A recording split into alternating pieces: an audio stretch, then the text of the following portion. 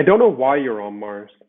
Maybe we're on Mars because we recognized that if there are human communities in many worlds, the chances of us being rendered extinct by some catastrophe on one world is much worse.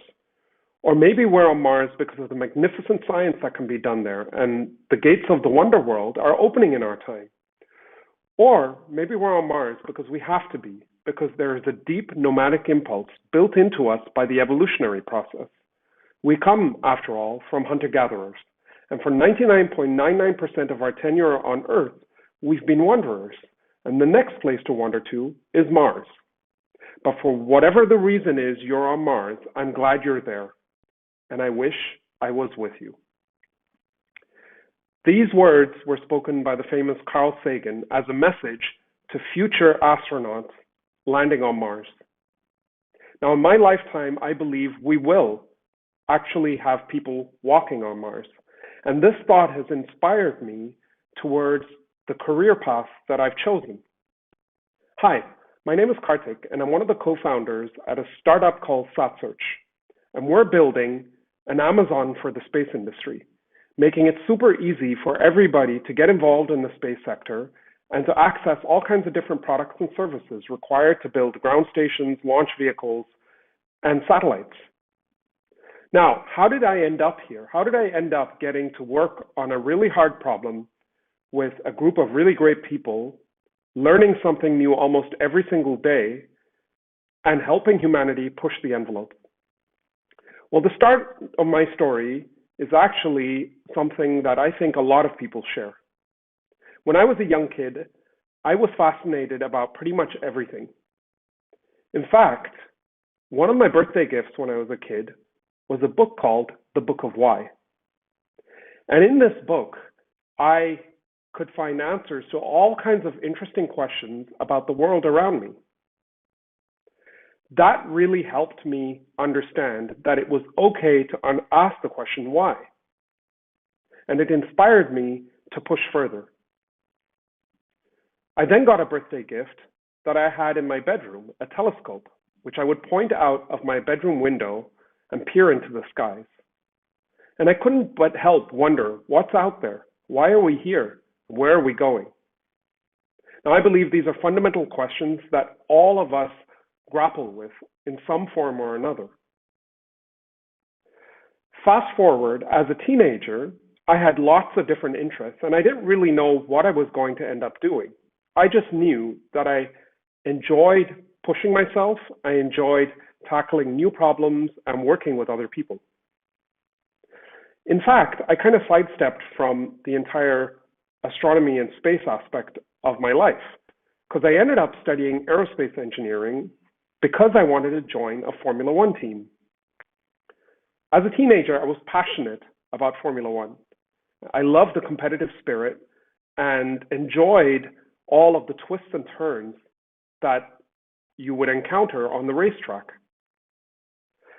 As I started studying aerospace engineering with this hope of one day ending up in a Formula One team, I realized that there was a lot more to being involved in a team like this. And in fact, what really interested me was that the same science that went into building a Formula One car also allowed me to work on the design of aircraft.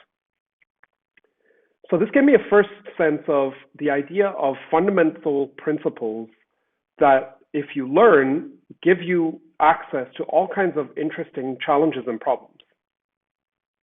Now, during my undergrad, I had the chance to work on a lot of different projects. And the more I was involved in these projects, the more I realized that the world really was at my feet.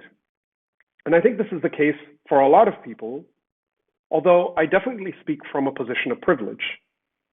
Now, acknowledging that, I think everyone has the capacity to make some sort of baby steps towards pursuing their passion.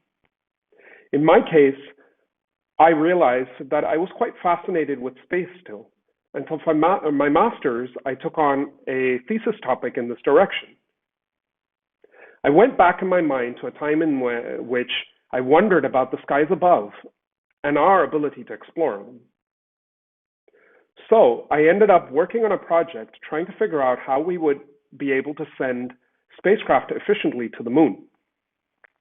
And what really fascinated me about this was the fact that it was underpinned by some basic mathematics that still poses a lot of challenges in many problems that we try to address. In fact, I had a professor who really inspired me, mostly because he didn't focus just on the nitty-gritty of all of the mathematics and physics involved, but he also painted a picture of what being able to master this would enable. And so I felt challenged to go ahead and pursue that. Now, in this entire period, it's not like everything went seamlessly. I had my share of ups and downs. I struggled with certain subjects. I wondered at times whether I was in the right line of study. And I also felt like, maybe there were other things that I should be doing.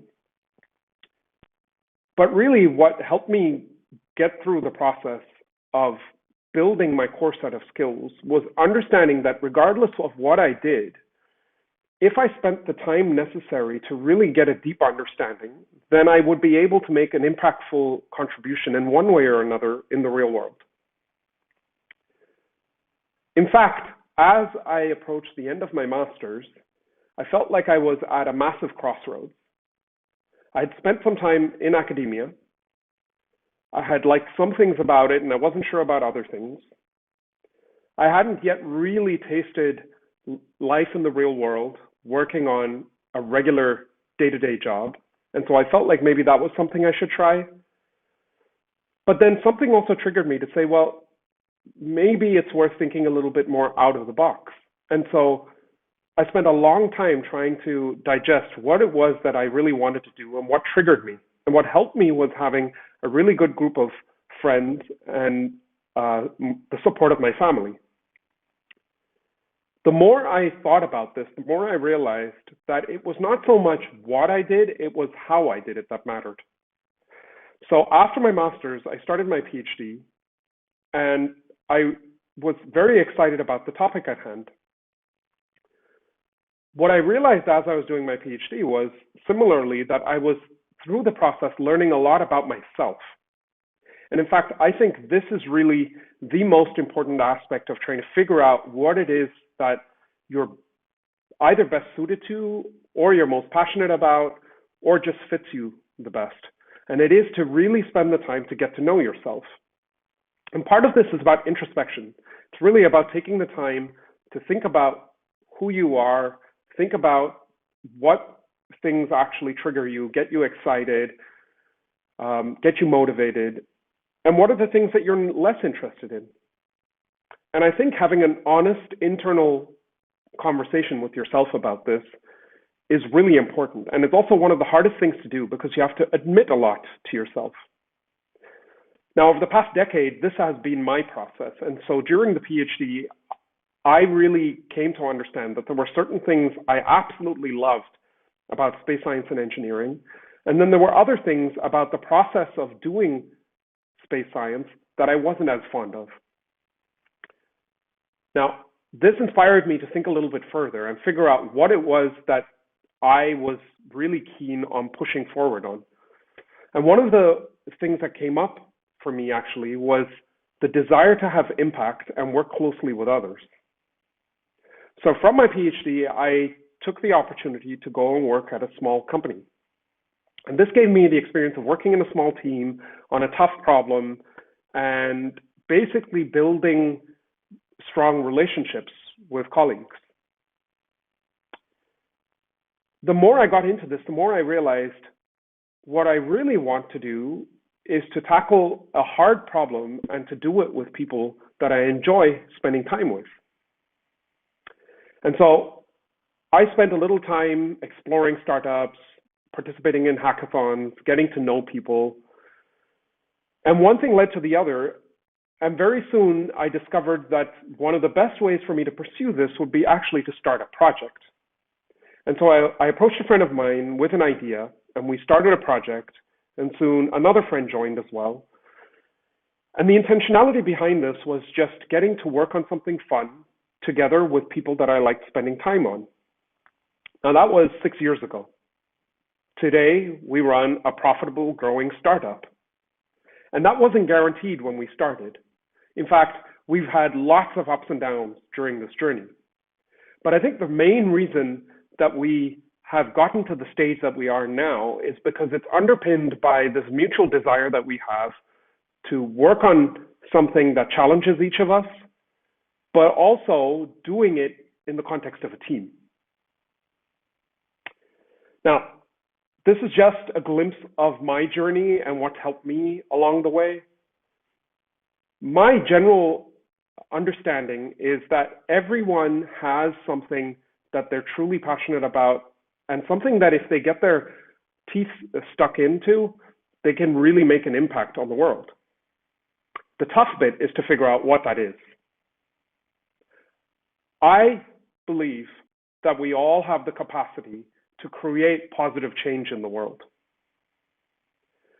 It is important that we do this together to try to tackle some of the global scale challenges like climate change, poverty, and a variety of others, so that we build towards a better future.